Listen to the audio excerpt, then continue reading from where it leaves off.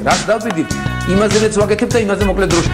შეიძლება მართლაც ევროპაც გავავოთ. Поздравляю весь личный состав. კარგი მანევრია ძალიან.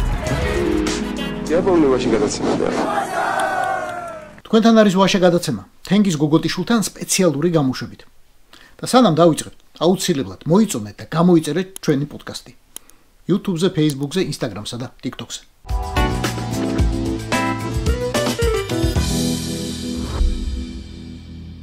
წინა საპარლამენტო არჩევნებზე პროჭორილელთა ერთი მთავარი არგუმენტი იყო საკონსტიტუციო ცვლილებები, რომელსაც ისინი სთავაზობდნენ საზოგადოებას. განსაკუთრებით აქცენტი კეთდებოდა 78 მუხლზე. საქართველოს ინტეგრაციაზე, აუცილებელ ინტეგრაციაზე ევროკავშირსა და ნატოში. ამ ცვლილებას მაშინ თითქოს უნდა დაემტკიცებინა, უნდა ჩაებეტონებინა ბორია ივანაშვილის როგორც პროდასავლელის, პროამერიკელის, პროატლანტიკელის იმიჯი. მაგრამ როგორც კი არჩევნები დამთავრდა, როგორც კი ცვლილებები მიიღეს კონსტიტუციაში, ბორია ივანაშვილმა გაცილებით უფრო მკვეთრად აუკრა საჭე ქვეყნის დასავლურ კურსს და აბსოლუტურად სხვა მიმართულებით წაიყვანა. გააგრძელა სხვა მიმართულებით სიარული. ამ რამდენიმე წელიწადში 2020 წლიდან საკონსტიტუციო ცვლილებებიდან სულ რამდენიმე წელიწადში დღეს მივედით ისეთ ფაზამდე, როდესაც ქართული ოცნების პროპაგანდისტები და ქართული ოცნების წევრები უკვე აბსოლუტურად ღიად მოგვიწოდებენ ევროკავშირსა და ნატოს წინააღმდეგ. და ამას აკეთებენ ისეთი პროპაგანდისტების, ისეთი მარგინალური პროპაგანდისტების ენითა და პირით, რომ ზუსტად უნდა მივხვდეთ, ეს მოდის პირადად ბორია ივანაშვილისგან. უნდა ამოვიღოთ ეს სამარცხვინო მუხლი ორი, რომ მივდივართ ევროკავშირში და ნატოში.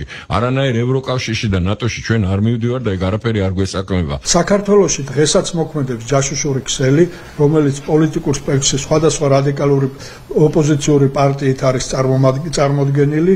დღეს ეს პარტიები და მათი ლიდერები ჯაშუშური საქმიანობას თავისუფლად აწარმოებენ და საქართველოს მუდმივი რყევის რეჟიმში ამყოფებენ. ევროკავშირის 2026-2030 წლების LGBTQ+ სტრატეგიის გამოქვეყნების შემდეგ წარმოუდგენლად მიგვაჩნია ხელისუფლებამ გააგრძელოს თუნდაც დაძაბული და ცალმხრივი ურთიერთობა ევროკავშირთან. ამის შესახებ ერთიანი ნეიტრალური საქართველოს განცხადებაში აღნიშნული.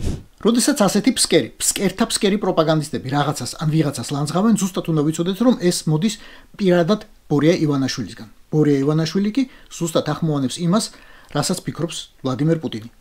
მაშასე საქართველო, ევროკავშირი, ნატო, დასავლური ინტეგრაცია, ზოგადად პერსპექტივა, როგორც სახელმწიფოსი. ამ ყველაფერზე დღეს ვისაუბრებთ ადამიანთან, რომელსაც საქართველოს სახელმწიფო უსაფრთხოების საკითხებში ალბათ ყველაზე დიდი გამოცდილება აქვს. დაზვერვის სამსახურის ხელმძღვანელი, თავდაცვის მინისტრის პირველი მოადგილე, ელჩი შეერთებულ შტატებში და ასე შემდეგ და ასე შემდეგ. მაშასე, თქვენს წინაშეა ბათუ ქუთელია. ბათუ, გამარჯობა და დიდი მადლობა. ვისთვის როგორ ხარ, ვინ როგორ აღიქონს, მაგრამ მე მართალი რო გითხრათ, დიდი ხანია ველოდი, რომ დაიწყებდნენ ქართული ოცნების წარმომადგენლები ლაპარაკს, რომ არ უნდათ ნატო, არ უნდათ ევროკავშირი. რამდენად მოსალოდნელი იყო, რომ ახლა მოხდებოდა და რატომ ახლა, რამე შეიცვალა სამყაროში, თვითონ კოცებში, ახლა რატომ, ეს მომენტი რატომ აარჩიეს? ქართული ოცნება ხო რაღაცა თვითნაბადი პოლიტიკური მოვლენა არ არის, სამწუხაროდ ეს არის რუსული ოპერაციის ნაწილი, რომელიც ქართული გვარებით, სახელებით და სახეებით არის გაჯერებული, მაგრამ თავის შინაარსით არის ანტიდასავლური და ეს პროცესი ნელ-ნელა დროში გაწერდა, მაგრამ მიდიოდა დასასრულამდე, ლოგიკურ დასასრულამდე, რაც შარშანდელი არჩევნების კონსტიტუციური სახელმწიფო გადატრიალება იყო, სახელმწიფოს მიტაცება. შესაბამისად, ორი მთავარი კომპონენტი, რომ მივხვდეთ და განსაზღვროთ ან გამჭრიტოთ მომავალშიც რა ტრაექტორიით იმოძრავებენ, რაც აქამდეც ძნელი შესამჩნევი არ იყო თუ ვინმეს უნდოდა. ამისთვის ორი რაღაცა არის ძალიან მარტივი მისახვედრი. გარდა იმ რაღაც ესეთი ფასადური რიტორიკისა, უნდა მივადევნოთ თვალი მათ პროპაგანდისტულ არხებს, რაზე საუბრობენ და იქ ზუსტად ჩანს თუ რას გააკეთებენ შემდეგ, იმიტომ რომ ეს რუსული სქემა არის, ესე აკეთებს ამ პროპაგანდით ხდება ჯერ ნოყიერი ნიადაგის მომზადება, იმისათვის, რასაც მერე გააცხადებენ, რომ ხალხი შეარჩიონ ეს და ცნობილი გამოთქმა რო არის ეს ბაყის ნელ-ნელა მოხარშვის ტაქტიკა ზუსტად ეს. და მეორე ფული. ანუ ორი კომპონენტი, პროპაგანდა და ფული. აი ეს კლეპტოკრატიული ფული, რომლითაც ისინი მდიდდებიან და რაზეც გადაიყვანეს თლიანად ქართული ეკონომიკა, ამ ფულს სჭირდება სწორედ დასავლეთთან დისტანცირებული, გაუმჭვირვალე საფინანსო სქემები, სადაც გათეთრდება ბევრი ფული. თავის დროზე, როდესაც საკონსტიტუციო ცვლილებების პაკეტი შემოიტანეს, ქართულმა ოცნებამ თვითონ საკუთარი ინიციატივით ჩაწერა ეს 78 მუხლი კონსტიტუციაში, როცა არავინ არ თხოვდა. რეალურად ეს მოთხოვნა არ იყო საზოგადოებიდან. ახლა 5 წელი გავიდა და უკვე ამის ამოსაღებად გვამზადებენ. ან ჩაწერა რა იყო, ან ამოღება. რასთან არის დაკავშირებული? ორივე შემთხვევაში პროპაგანდაა? აქ შეიძლება ორი რაღაცა იყოს, აი ის რიტორიკული ფასადი, რომელიც საწყის ეტაპზე მათ ჭირდებოდათ, იმისთვის რომ დასავლეთი მოეტყუებიათ, ასევე თავისი მომხრეების გარკვეული ნაწილი.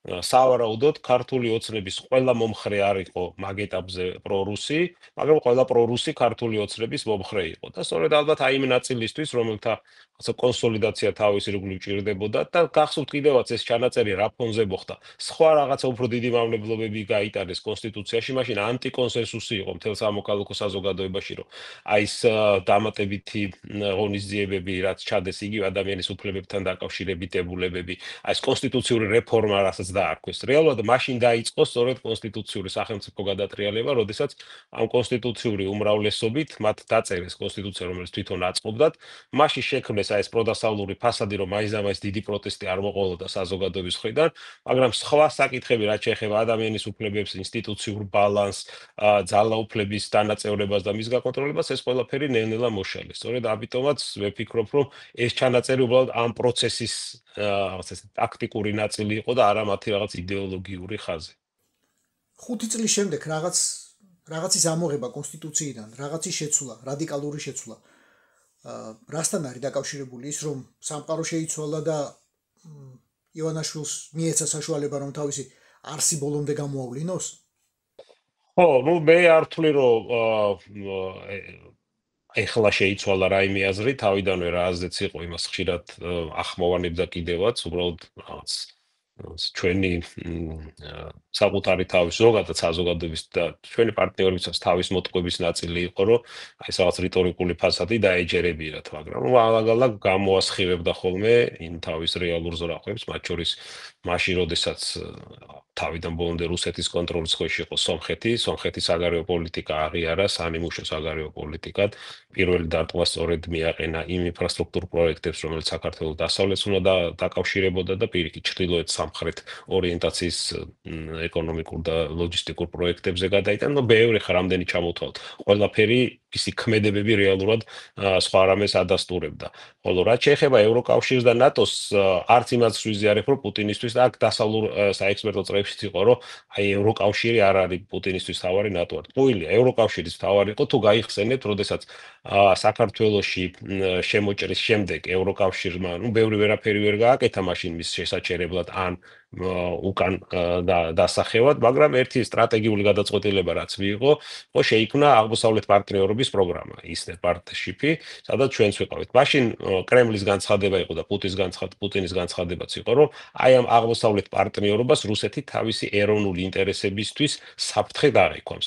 ასე რომ ეს თავიდანვე იყო ეს ხაზი რუსეთისთვის, უბრალოდ ნატოს პროპაგანდისტულად უფრო გასაყიდი იყო ადვილად, იმიტომ რომ იარაღზე იყო საუბარი და ეს რაღაცა პოსტსაბჭოთა და რაღაცა რუსული შიდა მოხმარებისთვის, ამ რუსული სამყაროს შიდა მოხმარებისთვის უფრო ადვილად გასაყიდი ბუა იყო, ვიდრე ევროკავშირი და ამიტომ უფრო მეტი ადგილი დაეთმო მის მათ პროპაგანდაში, რასაც ზუსტად იგივეს აკეთებდა ბიძინა ივანიშვილიც, იმიტომ რომ მისი თავიდანვე ეს პოსტულატები და შემდეგ განხორციელება და ტაქტიკა ერთ-ერთზე ხორციელდება იმ გეგმის მიხედვით, რა გეგმითაც სწორედ პუტინმა მოახდინა ძალაუფლების კონსოლიდაცია რუსეთში. რა შეიძლება იყოს რუსეთისთვის სანატრელი საქართველო? აი, ბოლო წერტილი რა არის? რა სტადია საქართველოს სახელმწიფოებრიობის დარჩება ზოგადად ეს სახელმწიფოებრიობა? რა შეიძლება პუტინის საბოლოო ოცნება იყოს, საბოლოო მიზანი? ფიზიკის კანონებს თუ გავავიყენებთ, ყველა მოძრაობა ფარდობითია გამომდინარე იქიდან, რასთან მიმართებაში ავთვლით მოძრაობა. შესაბამისად, წერტილიც ფარდობითია. რუსეთისთვის ბუნებრივია გასაგებია, რაც არის ბოლო წერტილი, არის პოსტსაბჭოთა სივრცეზე ძველი იმპერიის აღდგენა და შესაბამისად ახალი მსოფლიო წესრიგში გავლენის სფეროებზე დაფუძნებული გადანაწილების მიღწევა. და განსაკუთრებით პოსტსაბჭოთა სივრცეს გულისხმობს ის რუსული სამყარო, ორთოდოქსული სამყარო, ეს რაღაც რამოდენიმე და ევრაზიანიზმი, მთელი ევრაზიული კონტინენტი. რაც შეეხება საქართველოს, ხო, და ამიტომაც ახლა მაღაზე მიდის საუბარი, აი თუ შევხედავთ თელ ამ ფრონტის ხაზს, იქ სადაც რუსეთმა დაიწყო ეს ჰიბრიდული ომი და ეს დაიწყო 2007 წელს, არ დაუწყია არც 14-ში, არც 22-ში, 2007-ში და პირველი შეტევა და პირველი სხერფლი მისი აგრესიული რევიზიონიზმი სწორედ საქართველოს იყო. მაშინაც სამწუხარო სტრატეგიული შეცდომები იყო ბევრი დაშვებული, იგივე ბუხარესტის სამიტი და შემდეგ ქართულ-რუსული ომის რაღაც ესეთი მიკროკონფლიქტად კვალიფიცირება, რაღაც ესეთი ახალი პროცესი იყო დასავლეთისთვისაც და სამწუხაროდ დროზე ვერ აუღეს ამას მოყვა შემდეგ უკრაინა და დანარჩენი ყველაფერი და აი ამ დინამიკაში, ამ მოძრაობაში ბუნებრივია საქართველოში ყველაზე წარმატებული აღმოჩნდა რუსეთი, იმიტომ რომ ტერიტორიული მიტაცების შემდეგ მან სახელმწიფო მიიტაცა. უკრაინაში პირიქით ცადა, ჯერ სახელმწიფოს მიტაცებაცა და კორუფციით, პრორუსული ოლიგარქებით და არ გამოუვიდა და მერე ტერიტორიის მიტაცებაზე გადავიდა უკვე ღია სამხედრო ომი.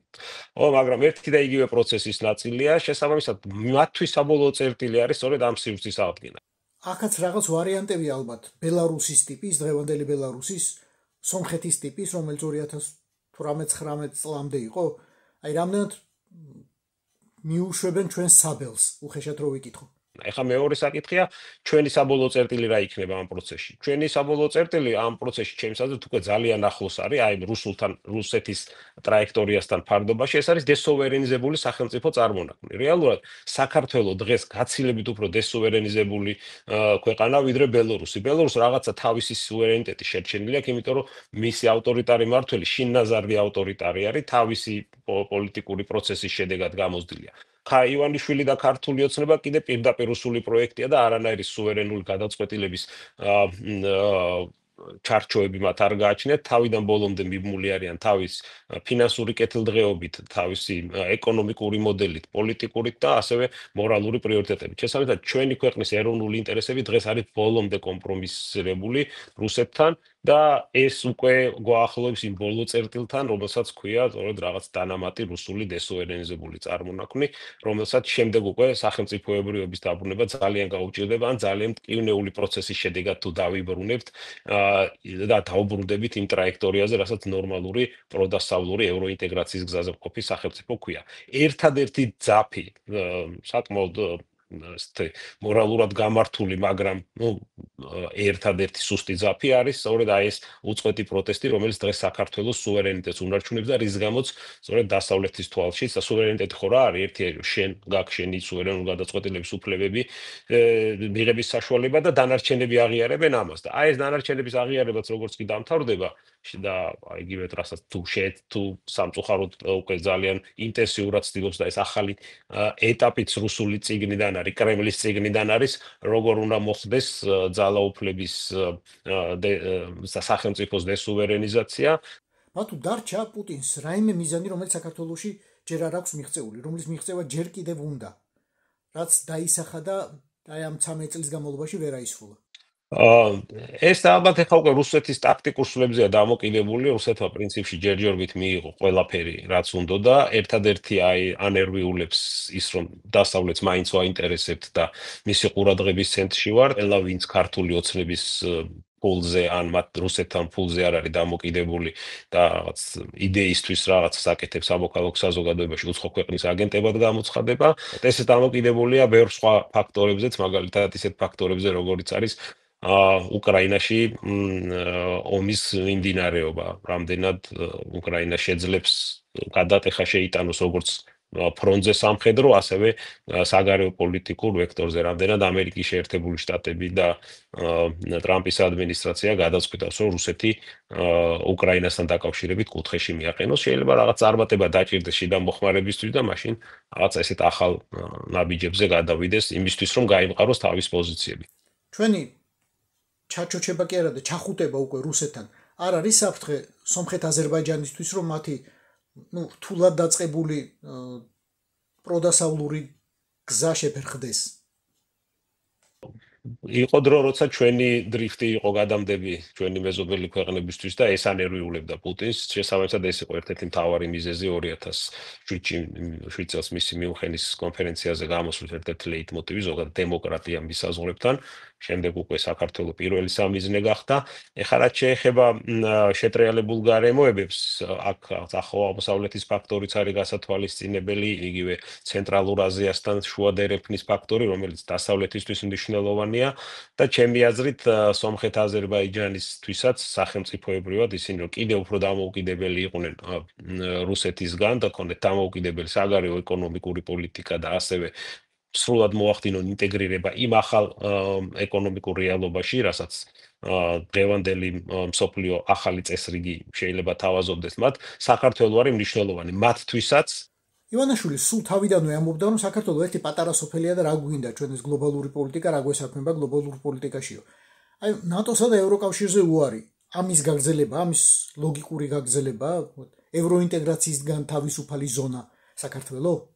კი, მთელი რესურსი ქართული ოცნების ის რასაც საგარეო ლობიზმზე ხარჯავდნენ არ იყო აგებული იმაზე, რომ რაიმე დღის წესრიგი ქონოდა დასავლეთთან, ან რაიმე ახალი პარტნიორული თემები ეკონომიკური იქნებოდა პოლიტიკური თუ ინტეგრაციული გაეჩინათ. პირიქით, მთელი მათი ამოცანა იყო მიმართული იმაზე, რომ საქართველოს ჩახსნილიყო საერთაშორისო დღის წესრიგს, თუ გავამარტივებთ მთელ მათ გზავნილს, რასაც ლობისტების საშუალებითაც ავრცელებდნენ, იყო რომ ხო არა ვართ კარგები, რაც ვართ ესეთები ვართ, დაგვანებეთ თავი, თქვენ არ შეგაწუხებთ და თქვენც არ შეგვაწუხოთ, რასაც გვინდა გავაკეთებთ. აი ეს რაღაც ეპისტოლარულ ჟანრში რამოდენიმე წერილი, რაც წინასუსის ხელმძღვანელის ხელით გამოაგზავნა აქ ვაშინგტონში თუ სხვადასხვა მესენჯერები, ზუსტად მაგას ღაღადებდნენ, რომ ამ შიდა ამბებზე დემოკრატიაზე ზედმეტად არ შეგვაწუხოთ და შესაბამისად ჩვენც არაფერს სამაგიეროდ არ მოგთხოვთ და ვიქნებით ეს რაღაც ნაცრისფერი ზონა. აი ეს ნაცრისფერი ზონა იყო ის, რაც რუსეთსაც აწყობდა და ივანიშვილსაც და მთელ ქართულ ოცნებას, იმიტომ რომ ისინი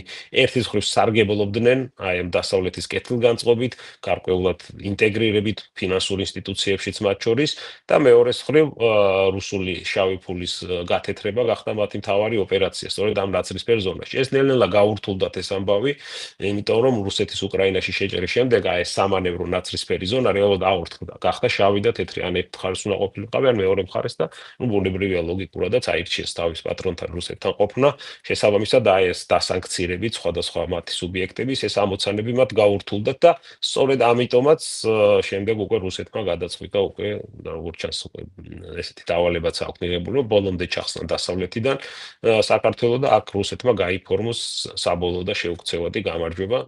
ჩვენ ყოველთვის იმედი გვაქვს ხოლმე, რომ აი დასავლეთი გააკეთებს რაღაცას, რასაც ჩვენ ვერ ვაკეთებთ, ჩვენ ვერ ვერევით.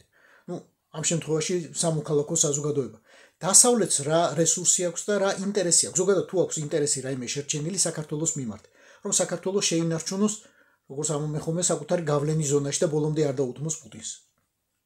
საერთოდ შეცდომა არის საუბარი იმაზე, რომ საქართველოს რაღაც უნიკალური შემთხვევაა და საქართველოზე უნდა იყოს აქცენტი. საქართველოს არის ნაწილი იმისა, რაც დაიწყო რუსეთმა 2007 წელს და გეგმაზომიერად არ ვითარებდა. საქართველოს იყო პირველი მსხვერპლი ამ აგრესიული რევიზიონიზმის და როგორც ზიარ ჭურჭელი ჩვენი თემა მიერთებული არის უკრაინასთან პირველ რიგში, ასევე სამხრეთ კავკასიაში და შავი ზღვის უსაფრთხოებასთან. ამაზე არის საუბარი და ასევე ცენტრალური აზიაში უკვე უფრო ესეთი ტრანზაქციული საკითხები, მაგალითად როგორც არის კრიტიკული მინერალების შუა დერეფნით გამოტანა იმისთვის, რომ ჩინეს და რუსეთს არ ქონდეთ ამაზე გავლენა. ეხლა ბოლო პერიოდში განსაკუთრებით გამწოვდა ეს საკითხი, მაშინ როდესაც ჩინეთმა დაიწყო უკვე მთლიანი ემბარგოს დაწესება კრიტიკული მინერალების ექსპორტზე ევროკავშირში და ამერიკასთან დაკავშირებით, ანუ მის სრული მონოპოლიზაციის უკვე იარაღიზაცია გააკეთა ამ სავაჭრომობიდან გამომდინარე და კიდევ უფრო მეტ მნიშვნელობას იძენს ცენტრალური აზიის მინერალების კასპიის და შავი ზღვის გზით გატანა დასავლურ ბაზარზე.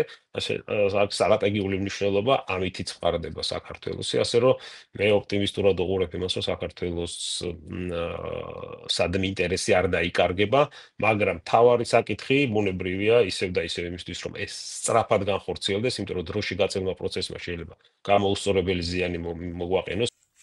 რამდენად ეფექტური შეიძლება იყოს სანქციების გამკაცრება ზოგადად ქართული ოცნების და კონკრეტულად ბორია ივანაშვილის წინააღმდეგ. აი ეს სანქციები მისთვის რამდენად მკვნეული შეიძლება იყოს?